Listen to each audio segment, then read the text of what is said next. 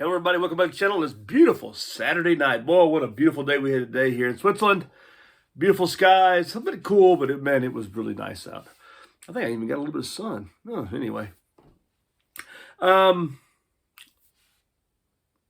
posted a little bit of information about Ukraine, about the war going on there, what's going on there. And I've been getting a lot of information through friends, through people I know, this kind of stuff. And I've been posting a bunch of stuff on Facebook yeah. Looks like Russia's got themselves into a little bit of a problem. I mean, I saw a video of at least 6, 7, 8 Russian main battle tanks stuck in some seriously muddy field. Couldn't get out. Lots of successful anti-armor ambushes have been going on. There was a state media that was quickly taken down in Russia that they've lost 3,500 men to either being killed or captured, where the Ukrainians are claiming 137 dead and a couple hundred wounded. I saw a video today, and it's a bit, it sort of explains a whole lot about the Russian army, about their conscripts, this kind of stuff. And sure, people say, yes, 70% of the Russian army is professional, but this does not look like professional. I mean, there was a Ukrainian woman, she was walking on the sidewalk, and she was filming a group of Russian soldiers, I would say about 10, 15 of them, and they looked like they were wearing their dad's uniforms. From the boots up to the top of their hats. It looked like a bunch of kids. I felt sorry for them in a lot of aspects. Just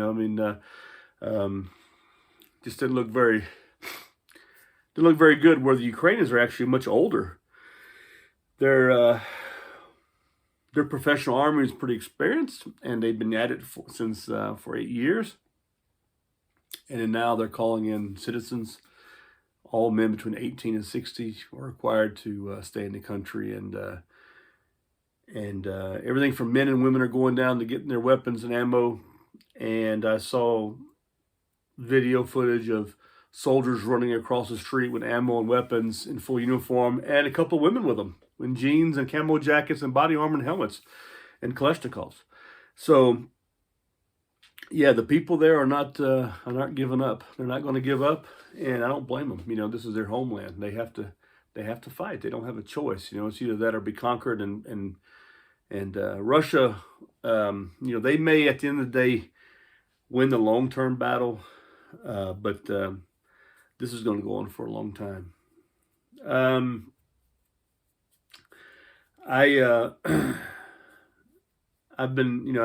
seen a lot of stuff going on. Like I said, this is one thing about this is that even though for the past 20 years we've had a war going on with the United States in Afghanistan and Iraq with a lot of our NATO forces and European forces and fighting in Afghanistan has been filmed, this kind of stuff. This is filmed on a different level. I mean, everybody has a camera there. Everybody has a cell phone, and everybody's filming everything. I mean, from aircraft getting shot down to firefights to tank battles to I mean, that missile hitting that apartment building today was filmed in so many different ways. I mean, it's like completely crazy. Well, things are, I think this is day 2 or night. This end of day 2, and it's really, I hope that the Ukrainian people are able to win off in the end of this. It's not going to be easy for them. You support. Just dropped something. You support any people who are trying to defend themselves.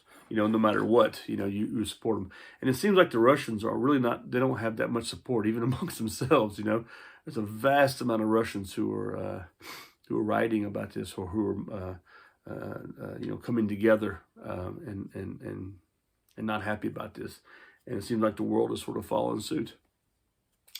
Putin, he doesn't have a choice here. I think he's got to do this to save his own skin. He's got to keep himself relevant, and he's got to keep himself in power, because I don't believe he would last that long outside of power. That's why he's where he's at and what he's doing. He's at the end of the day, a lot of analysts are talking about why he's doing this, but the question is, who really knows? The guy's got $100 billion in the bank. He doesn't need money, but he needs. I think he is power hungry, and he has the power.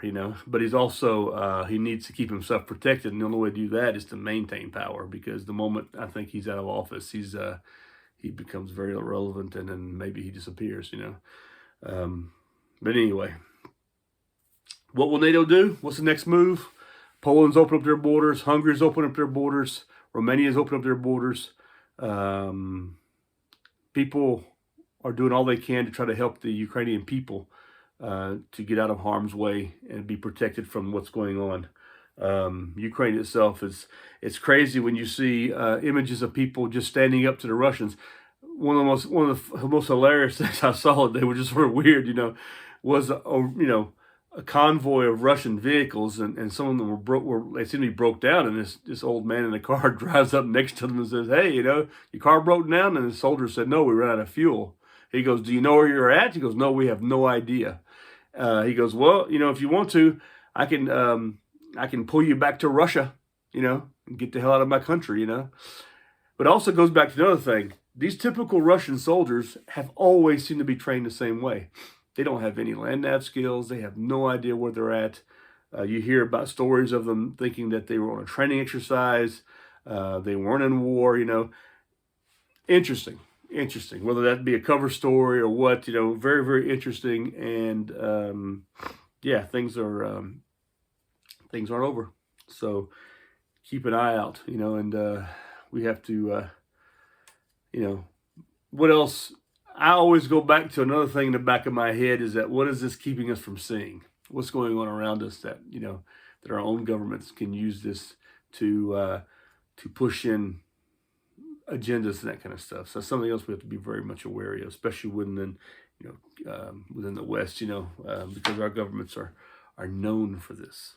So anyway, Anonymous just started a cyber war against the Russians. So they're going to be putting their efforts into that. Whoever these people are, I have no idea.